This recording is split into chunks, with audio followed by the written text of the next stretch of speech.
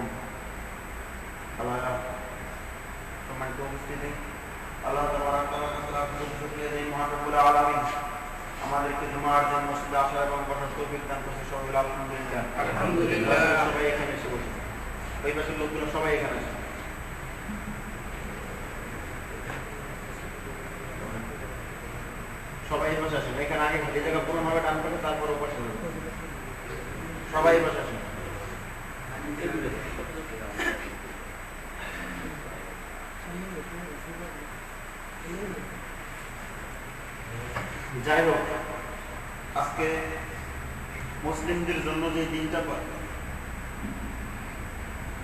ধারণ করা হয়েছিল, ধার্য করা হয়েছিল, সেটা হলো জুমার দিন। ইহুদিরা শনিবার দিন হলে তাদের ঈদ পালন করে, তাদের সাপ্তাহিক, যেটা খ্রিস্টানদের রবিবার দিন পালন করে, তাদের দিন হলে তারা ঠিকই পালন করে। কিন্তু আজকে আমরা মুসলিম, শ্রেষ্ঠ জাতি, আমরা শ্রেষ্ঠ জাতি হলেও আজকে জুমার একটা দিন, এই দিনটা মানুষের কাজ বাজ বন্ধ করে দেখে মসজিদে আসা, এটাও আমাদের মন থেকে উঠে গেছে। মসজিদে জুমার দিন এরকম খালি জায়গাটা কোনো কথাই না, এই টাইমে আমাদের মসজিদ ভরা থাকা উচিত ছিল। কিন্তু বিষয়টা হলো আজকে আমরা সারা পৃথিবী যদি আজকে মার খাচ্ছি জুলুমের উপরে। তার কারণ হলো জুমার দিন যদি আমাদের আসতে মনে না চায় মসজিদে, তাহলে আমাদের জন্য আর মায়ের ছাড়া কি আছে? জুমার দিনটা পর্যন্ত মসজিদে আসার জন্য এতটুকু সময় আমাদের মিলে না। বিশ্বকাপ খেলা যখন আসে, টিভির সামনে ঘন্টাকে ঘন্টা কাটানো হয়, কে জিতলো, কে ঠকলো। বাবা ব্রাজিলের পতাকা উঠায়, ছেলে আর্জেন্টিনার পতাকা উঠায়। এখন বাবা আর ছেলে কিলাকিলি করে, তুই কেন আর্জেন্টিনার গ্রুপ নিবি? আবার গত বছর শোনা গেছে বাংলাদেশে 3 জন আত্মহত্যা করছে ব্রাজিল ঠকছে এই কারণে। কেমন মহাব্বা দলের জন্য? ও কি জানে যে ব্রাজিল কে? বলতে পারে? ও কি জানে যে আর্জেন্টিনা কে, এরা কারা? কি কারণে তাদের এত মহব্বত তাদের করতে? কিন্তু আমাদের পরিচয় ছিল কি? মুসলিম। আজকের বিষয়টা হলো মুসলিম, আমাদের পরিচয়। এটার পরিচয় কি? মুসলিম কেন বলা হলো আমাদেরকে? এই বিষয়টা থাকবে আলোচনা। আল্লাহ তাবারক তাআলা বললেন, ওয়াজাহিদু ফিল্লাহি হাক্কা জিহাদি, তোমরা জিহাদ করো। তোমরা কি করো? জিহাদ করো। হাক্কা জিহাদি, যেমন ভাবে করা উচিত, সত্য যেটা ওইটা। তোমরা জিহাদ করো যেমন ভাবে করা উচিত। ওয়াজতাবাকুম ওয়া জাআলা আলাইকুম ফিদ-দীনি মিন হারাজ, আর আল্লাহ তাবারক তাআলা তোমাদেরকে পছন্দ করে দ্বীনের ভিতরে বেছে নিয়েছেন। কিসের ভিতরে? আল্লাহ তাবারক তাআলা তোমাদেরকে দ্বীনের ভিতরে বেছে নিয়েছেন পছন্দ করে। আর এই দিনটা মিল্লাত আবিকুম ইব্রাহিম, এটা হলো তোমার পিতা সেই দিন। কার দিন? পিতা। আমাদের পিতা কে? ইব্রাহিম আলাইহিস সালাম। মিল্লাত আবিকুম ইব্রাহিম, এটা হলো তোমার সেই পিতা। কার? আমাদের পিতা। আমাদের পিতা, এটা বলা হয় মিল্লাত আবিকুম ইব্রাহিম, এটাই তোমাদের পিতা ইব্রাহিমের দিন। আমাদের পিতাকে ইব্রাহিম আলাইহিস সালাম। এরপর বলছেন ওয়াসাম্মাকুমুল মুসলিমিন, এরপর আল্লাহ বললেন তোমাদের নাম রাখা হলো মুসলিম। আল্লাহ আমাদের নাম রেখে দিলেন মুসলিম। কে রেখেছেন? এটা কারো কথা না, এটা একমাত্র আল্লাহর কথা। এবং তোমাদের নাম রাখা হলো মুসলিম। আর এই দিন কার? ইব্রাহিম আলাইহিস সালামকে যে দিন দেওয়া হয়েছিল, ওটা আল্লাহ নাযিলকৃত, সেটাই আমাদেরকে দেওয়া হয়েছে। এরপর মিন ক্বাউলা বিহাদা লিয়াকুনার রাসূল, তোমাদের জন্য রাসূল সাল্লাল্লাহু আলাইহি ওয়াসাল্লাম সাক্ষী দেবেন। সাক্ষ্যদান হবে, তিনি সাক্ষ্যদাতা হবেন। আলাইকুম তাকুন শুহাদা আলান নাস, আর তোমরা মানব জাতির জন্য সাক্ষীদাতা হও। রাসূল সাল্লাল্লাহু আলাইহি ওয়াসাল্লাম তিনি আমাদের জন্য সাক্ষীদাতা হবে, আর আমাদেরকে বলছেন তোমরা মানব জাতির জন্য সাক্ষীদাতা হও। সালাত প্রতিষ্ঠা করো, যাকাত ওয়া তাসিমু বিল্লাহ, এবং যাকাত দাও। ওয়া তাসিমু বিল্লাহ, আল্লাহকে, আল্লাহর রজ্জুকে শক্ত মজবুত ভাবে ধরো। আল্লাহ তাবারক ওয়া তাআলা ওয়া তাসিমু বিহাবলিল্লাহি জামিআন, তোমরা আল্লাহর রজ্জুকে একত্রিতভাবে একত্র হইয়া সবাই মিলে আল্লাহর রজ্জুকে খুব শক্তভাবে ধরো। আল্লাহর রজ্জুকে এখানে বলছেন ওয়া তাসিমু বিল্লাহ, তোমরা আল্লাহকে শক্তভাবে ধরো, খুব শক্তভাবে ধরতে বলছেন। ওয়া মাওলাকুম ফানি'মাল মাওলা ওয়া নি'মান নাসির, আর তোমাদের অভিভাবক হলো একমাত্র আল্লাহ। কে অভিভাবক? আল্লাহ। ওয়া নি'মান নাসির, এবং উত্তম সাহায্যকারী হলো একমাত্র আল্লাহ। তোমাদের অভিভাবক অর্থাৎ গার্জিয়ান একমাত্র আল্লাহ, আর সাহায্যকারী কে? আল্লাহ। এটা হলো মুসলিমদের পরিচয় তিনি দিলেন। তো তিনি বললেন ওয়া মাওলাকুম, তোমাদের অভিভাবক একমাত্র আল্লাহ। ফানি'মাল মাওলা ওয়া নি'মান নাসির, আর এই আল্লাহ হলো অভিভাবক, হলো উত্তম অভিভাবক, এবং তিনি হলেন উত্তম সাহায্যকারী। কে উত্তম সাহায্যকারী? আল্লাহ। তারা আমাদের সাহায্যকারী কে? এটা হলো মুসলিমের পরিচয়। একজন মুসলিম যদি কেউ হয়, আল্লাহ বলেন ওয়াসাম্মাকুমুল মুসলিমিন, তোমাদের নাম রাখা হলো মুসলিম। তোমাদের নাম রাখা হলো মুসলিম। আমাদের নাম আজকে মুসলিম রাখছেন। মুসলিম কি শুধু নামে নাকি কাজেও হতে হবে? মুসলিমের পরিচয় এরপর আল্লাহ তাআলা আস্তে আস্তে বলতেছি, তিনি দিচ্ছেন।